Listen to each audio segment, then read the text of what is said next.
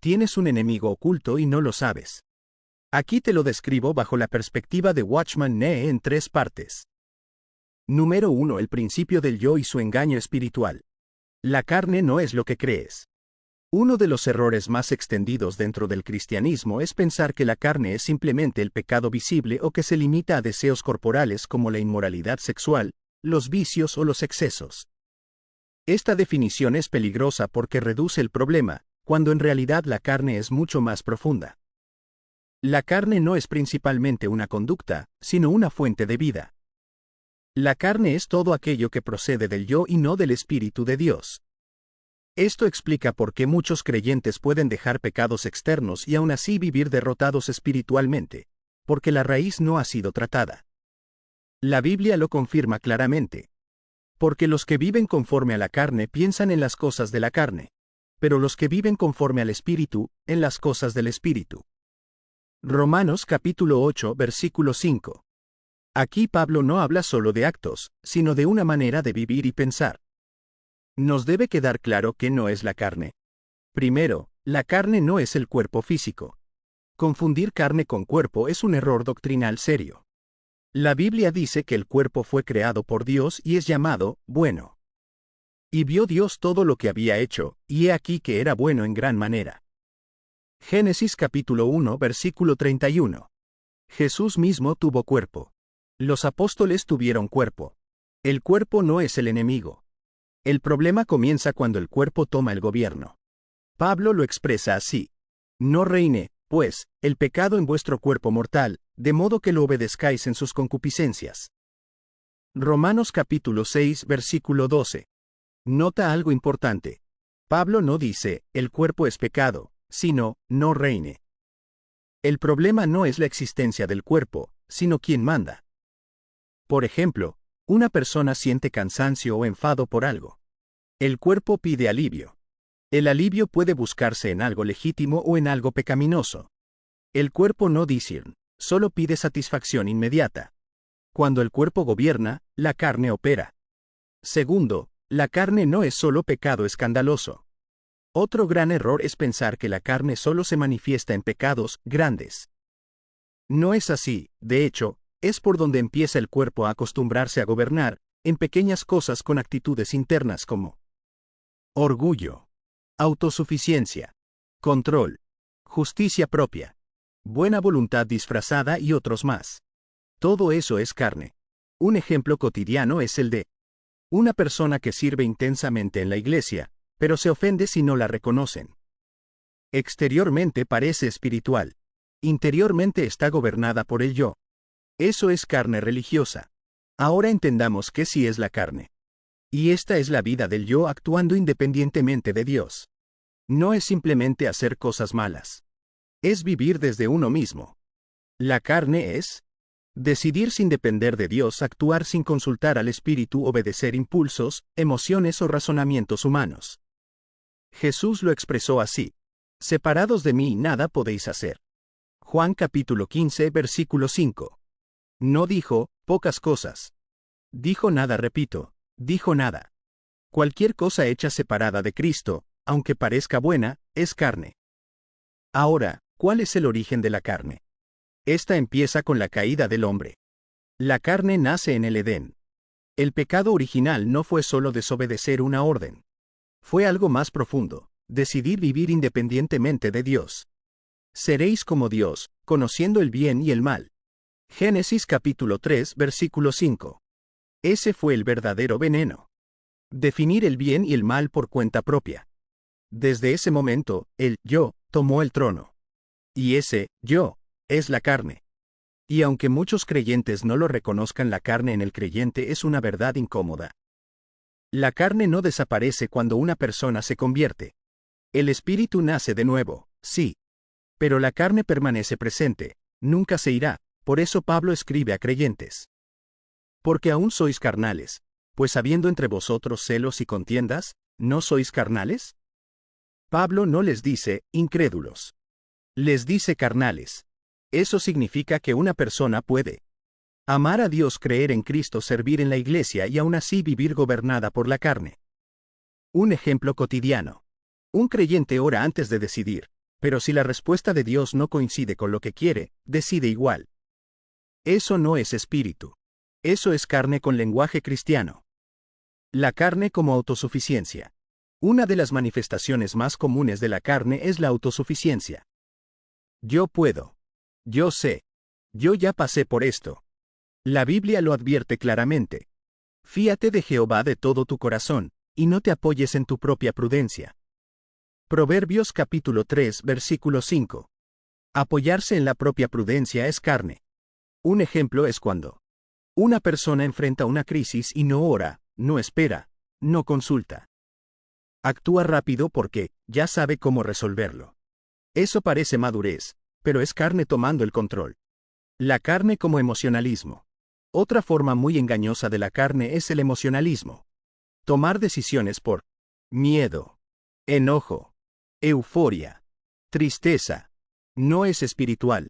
La Biblia dice, el corazón es engañoso más que todas las cosas. El corazón aquí incluye emociones y voluntad, alma. Un ejemplo muy frecuente es el siguiente. Me siento en paz, así que debe ser de Dios. Pero contradice la palabra, no es lo que dice la Biblia, o la interpretas a tu manera. Eso no es espíritu. Eso es carne emocional. La carne intelectual, razonar sin obedecer. La mente es un regalo, pero no debe gobernar. Destruyendo argumentos y toda altivez que se levanta contra el conocimiento de Dios. Segunda de Corintios capítulo 10, versículo 5.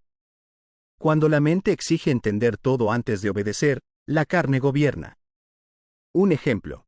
Cuando Dios me explique por qué o yo lo entienda o parezca lógico, entonces obedezco. Eso no es fe. Eso es carne intelectual.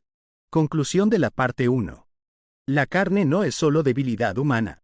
No es solo pecado visible. No es solo el cuerpo. La carne es el yo gobernando. Mientras el yo esté en el trono, aunque haya religión, no habrá victoria. En la parte 2 desarrollaremos la carne religiosa. La carne disfrazada de necesidad. ¿Por qué la carne no puede agradar a Dios y cómo el creyente vive engañado sin saberlo? Parte 2 de 3.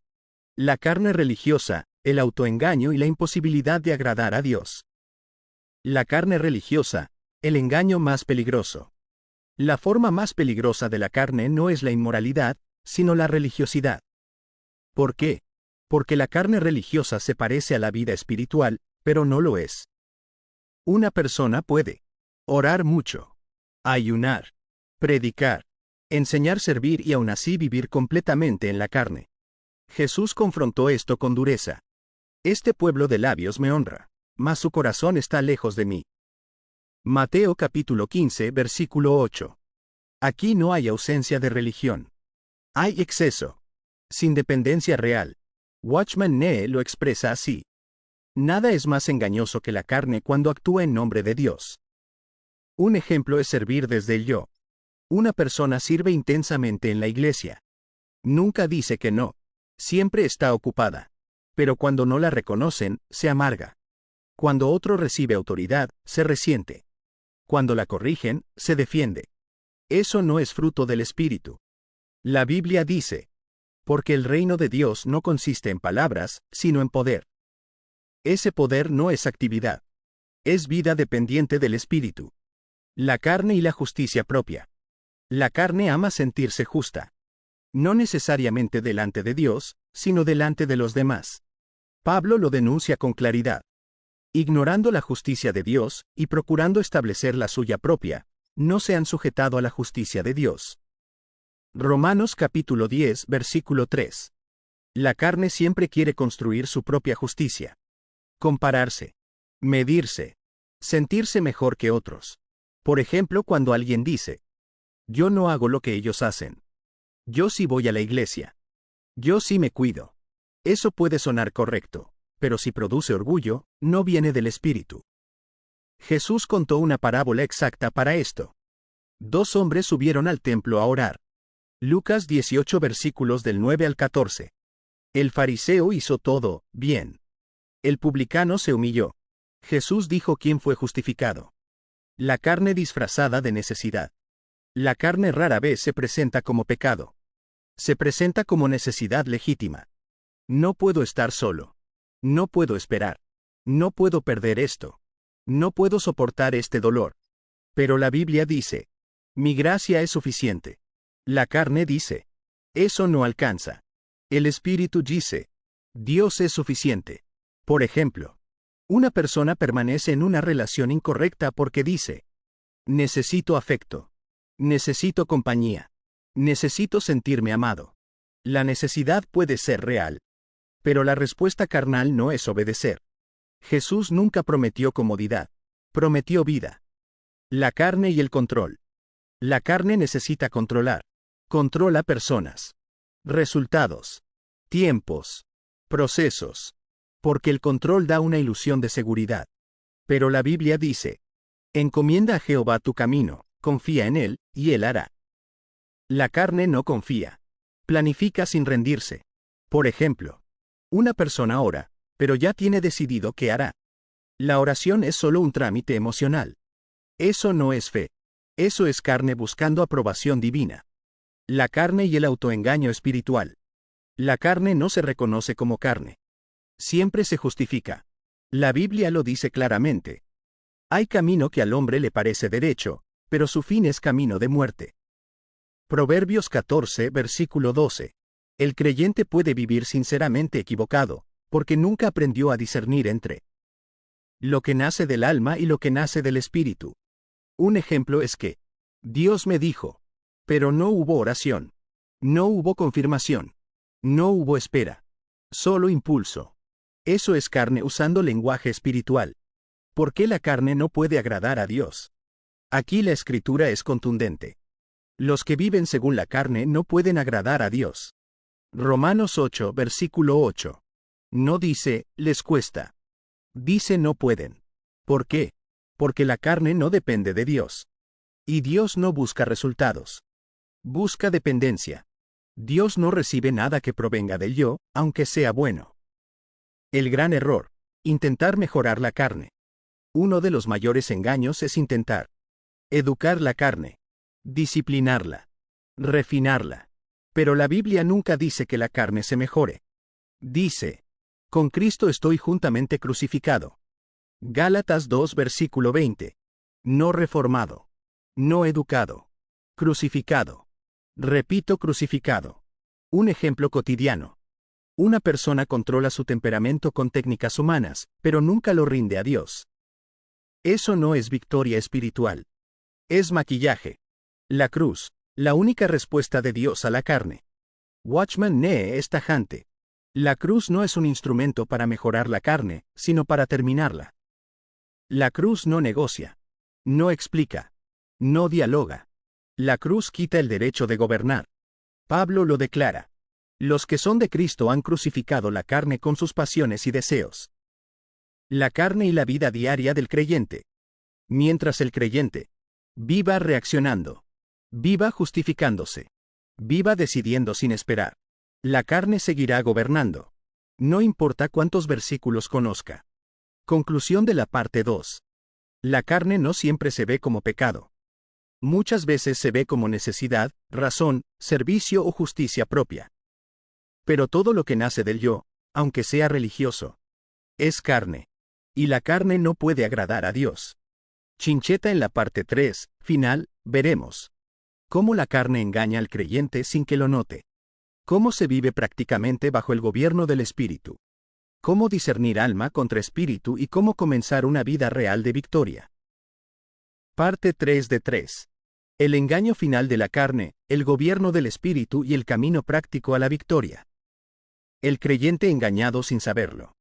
El creyente puede vivir en la carne sin darse cuenta de ello. Y esto no ocurre por rebeldía abierta, sino por ignorancia espiritual. Muchos cristianos creen que mientras no estén cayendo en pecados visibles, están caminando bien. Pero la carne no siempre se manifiesta en conductas escandalosas. Muchas veces se manifiesta en una forma de vivir aparentemente correcta, pero independiente de Dios. La Escritura lo advierte. Examinaos a vosotros mismos si estáis en la fe. Probaos a vosotros mismos. Segunda de Corintios 13, versículo 5. No se trata de examinar solo las acciones, sino la fuente de donde nacen. Ejemplo. Una persona toma decisiones importantes. Cambia de trabajo. Inicia una relación. Comienza un ministerio. Ora brevemente, pero decide rápido porque todo tiene sentido. Nunca espera. Nunca se detiene. Nunca discern. Eso no es fe activa. Eso es carne eficiente. La carne y la actividad constante. La carne ama la actividad constante, porque la actividad evita el silencio. El silencio confronta. La actividad distrae. Por eso muchos creyentes siempre están ocupados, siempre tienen algo que hacer, siempre están sirviendo, pero nunca se detienen a escuchar a Dios. La Biblia dice: Estad quietos, y conoced que yo soy Dios. Salmo 46, versículo 10. La carne odia la quietud, porque en la quietud pierde control. Ejemplo cotidiano. Una persona llena su agenda con servicio, reuniones, proyectos, pero cuando se queda sola, se siente vacía. Eso revela que la actividad está supliendo lo que solo Dios puede llenar. La carne y la incapacidad de esperar. Otra marca clara de la carne es la impaciencia. La carne quiere respuestas ahora. Soluciones ahora. Resultados ahora. Pero la Biblia dice: bueno es Jehová a los que en él esperan. Esperar es una función espiritual. La carne no sabe esperar. Ejemplo. Dios no responde inmediatamente. La persona se desespera. Busca una salida rápida. Eso no es iniciativa. Eso es carne evitando dependencia. Discernir entre alma y espíritu. Aquí una enseñanza profunda y discutida por muchos. La Biblia dice: la palabra de Dios discern los pensamientos y las intenciones del corazón. Hebreos 4, versículo 12. El creyente necesita aprender a distinguir lo que nace del alma de lo que nace del espíritu, porque ambos pueden parecer correctos. Diferencias prácticas. El alma es ruidosa. Se defiende. Se justifica. Necesita argumentos. El espíritu es silencioso. Es firme. No discute. Trae convicción, no confusión. Ejemplo. El alma dice: pero es lógico. Pero es necesario. Pero todos lo hacen. El espíritu dice: esto no me agrada. Y guarda silencio. La carne y la falsa libertad. La carne habla mucho de libertad. Soy libre de hacer esto. Nadie me puede decir qué hacer. Dios no me juzga. Pero la Biblia dice: vosotros, hermanos, a libertad fuisteis llamados. Solamente que no uséis la libertad como ocasión para la carne. Gálatas 5, versículo 13. La carne confunde libertad con autonomía. El espíritu entiende que la verdadera libertad es obedecer sin cadenas internas. La vida bajo el gobierno del espíritu. La victoria cristiana no consiste en luchar más, sino en cambiar de gobierno. Cuando el espíritu gobierna, el alma se aquieta. El cuerpo obedece. La carne pierde fuerza. Pablo lo explica así: andad en el espíritu, y no satisfagáis los deseos de la carne. Gálatas 5, versículo 16. Nota el orden. No dice: lucha contra la carne. Dice: anda en el espíritu. Ejemplo cotidiano. La tentación aparece. La persona no reacciona. Se detiene. Ora en silencio. Espera. La tentación no desaparece, pero pierde poder. Eso no es autocontrol humano. Eso es gobierno espiritual. La cruz aplicada diariamente. La cruz no es solo un evento pasado, sino una experiencia diaria. Jesús dijo: si alguno quiere venir en pos de mí, niéguese a sí mismo, tome su cruz cada día, y sígame. Lucas 9, versículo 23. Negarse a sí mismo no es odiarse. Es negarle el trono al yo. Ejemplo. El alma quiere reaccionar. El espíritu dice: calla. El alma quiere defenderse. El espíritu dice: confía. El alma quiere huir. El espíritu dice: permanece. Ahí se vive la cruz. El error de enfocarse en la carne. Mirar demasiado a la carne la fortalece. La victoria no está en analizar la carne, sino en mirar a Cristo. La Biblia dice: puestos los ojos en Jesús. Cuando el espíritu se alimenta de Cristo, la carne se debilita. El alma se ordena. El creyente camina en paz. La carne y el sufrimiento. Una verdad incómoda. La carne huye del sufrimiento. Pero Dios muchas veces usa el sufrimiento para quebrar el gobierno del yo.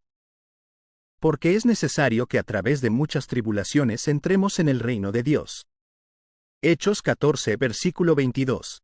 La carne dice: esto no debería pasarme. El Espíritu dice: Dios está obrando. Señales claras de que el Espíritu está gobernando. Algunas evidencias prácticas. Paz profunda, incluso en dificultad. Menor necesidad de justificarte. Mayor sensibilidad al pecado. Menos prisa por decidir. Mayor dependencia de Dios. No perfección. Gobierno correcto. Conclusión final. La carne no es tu enemigo, es tu antiguo rey. La carne no es solo debilidad. Es un gobierno antiguo. Cristo no vino a mejorar ese gobierno. Vino a reemplazarlo. La cruz no vino a educar al yo. Vino a destronarlo. Y el Espíritu Santo no vino a ayudarte a vivir como antes. Vino a gobernar tu vida. Ya no vivo yo, mas vive Cristo en mí. Cierre genera. El problema no es que luches mucho. El problema es que has luchado desde el lugar equivocado. Mientras el yo gobierne, la carne dominará. Pero cuando el Espíritu gobierna, la libertad comienza. No porque seas fuerte, sino porque Dios tomó el trono. Si te ha gustado, dale like y suscríbete.